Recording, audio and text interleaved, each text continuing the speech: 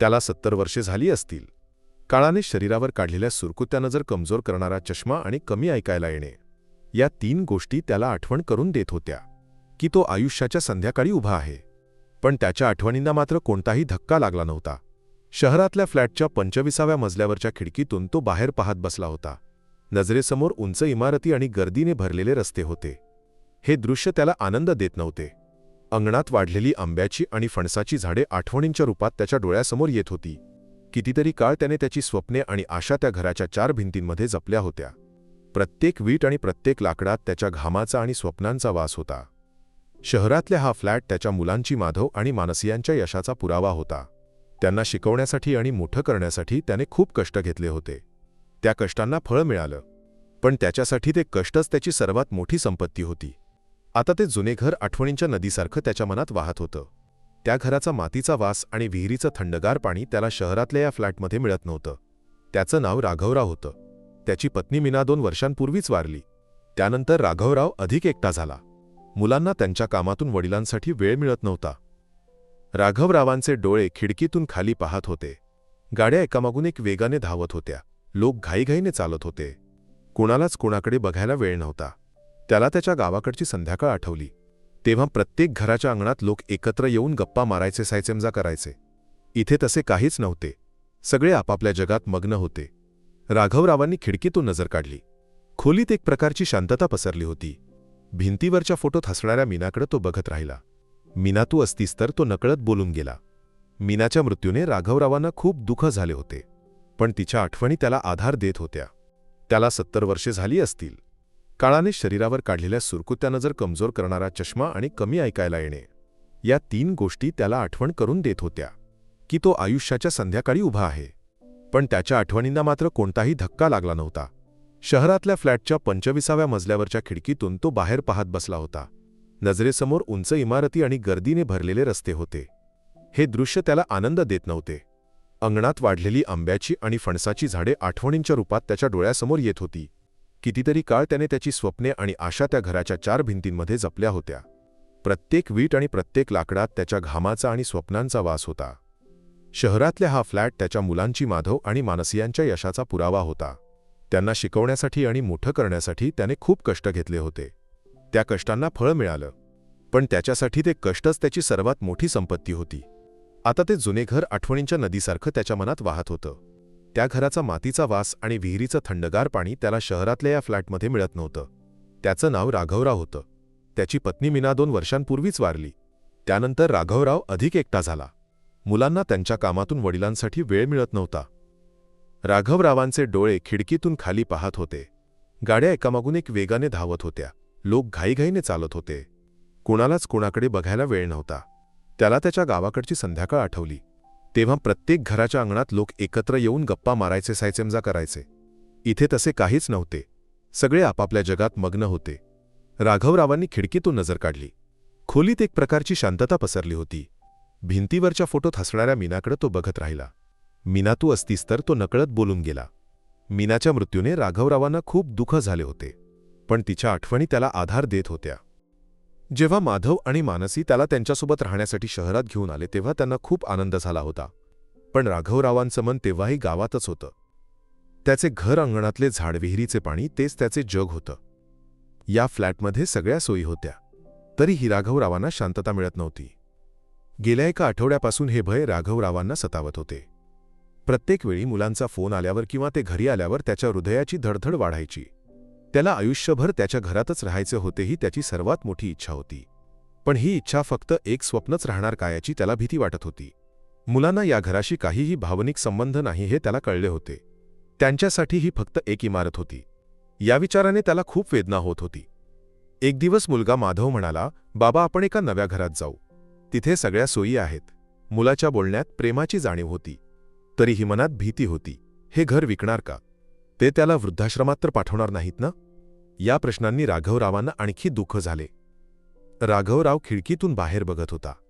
शहरातल्या गर्दीच्या आयुष्याने त्याला खूप अस्वस्थ केले होते. माझं घर, तो पुटपुटला. त्या घराच्या प्रत्येक कोपऱ्यात मीनाच्या आठवणी होत्या. तिने लावलेली जाईची वेल, तिने बनवलेले स्वयंपाकघर, सगळं राघवरावांच्या मनात भरून राहिलं होतं. या फ्लॅटमध्ये तसे काहीच नव्हते. फक्त भिंती आणि खिडक्या होत्या. एक दिवस राघवरावांनी माधव आणि मानसीला बोलताना ऐकले. बाबांना न सांगता आपण हे काम करू. त्यांना या घरामुळे दुःख नको व्हायला. माधव म्हणाला, पण घर विकल्यावर आपल्याला खूप दुःख होईल, मानसी म्हणाली. राघवरावांच्या डोळ्यात अश्रू आले. आपले कष्ट विसरून मुलं त्याला सोडून जाणार आहेत असं त्याला वाटलं. नाईलाजाने त्याने त्या कागदपत्रांवर सही केली. त्याचा हात थरथरत होता. सही करताना त्याच्या डोळ्यातून एक अश्रू कागदावर पडला. वडिलांचे दुःख पाहून माधव आणि मानसीला सहन झाले नाही. त्यांच्या डोळ्यांतही अश्रू आले. त्यांनी वडिलांना मिठी मारली. बाबा, आम्ही तुम्हाला सोडणार नाही. आम्ही तुमच्यावर खूप प्रेम करतो, ते म्हणाले. त्यांचा नातू अप्पू आजोबांना दुःखी पाहून म्हणाला, आजोबा, तुम्ही दुःखी होऊ नका. मी तुमची काळजी घेईन. या बोलण्याने माधव आणि मानसी यांच्या मनात एक तीव्र वेदना झाली. माधव आणि मानसी हे सगळे गुपचूप करत असले तरी त्यांच्या प्रत्येक हालचालीची गावात चर्चा सुरू झाली. नेहमी शहरातून येताना भेटवस्तू आणणारी मुलं यावेळी गंभीर चेहऱ्याने आली होती. त्यांच्या हातातली कागदपत्रे आणि ते वारंवार बँकेत जात असल्यामुळे लोकांचा संशय आणखी वाढला. बघितलंस का, मुलांना मोठं करून काय फायदा झाला? आता वडिलांना वृद्धाश्रमात पाठवणार वाटतं, शेजारचा वेणू एका चहाच्या दुकानात बसून म्हणाला. बिचारे राघवराव, हे घरच त्यांचे आयुष्य आहे. या मुलांना या घराशी काहीच संबंध नाही. दुसरा माणूस त्याला पाठिंबा देत म्हणाला. हे कुजबुजणे माधव आणि मानसी यांच्या कानावर आले.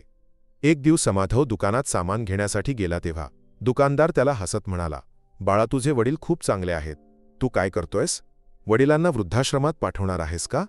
माधव काहीच बोलू शकला नाही. त्याच्या डोळ्यात अश्रू आले. तो काहीही न बोलता मान खाली घालून निघून गेला. मानसीची अवस्थाही वेगळी नव्हती.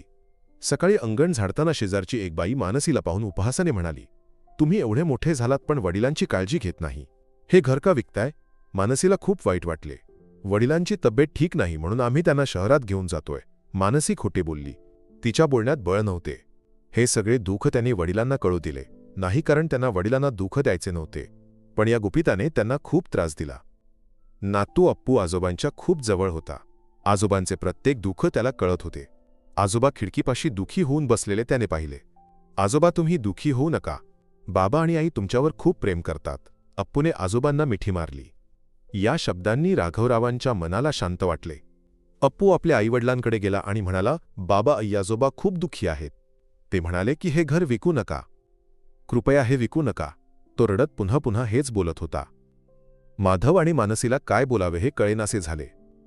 एका मुलाचे निष्पाप प्रेम त्यांच्या मनावर खूप प्रभाव पाडून गेले. अप्पूच्या बोलण्याने त्यांच्या मनात बदलाची सुरुवात झाली. राघवरावांचा एक चांगला मित्र होता भास्कर. राघवरावांच्या मुलांशी त्याचे चांगले संबंध होते. माधव आणि मानसी वारंवार वडिलांकडे येत जात असल्याचे भास्करने पाहिले. एक दिवस त्याला त्यांच्या हालचालींवर संशय आला आणि तो त्यांच्या मागे गेला.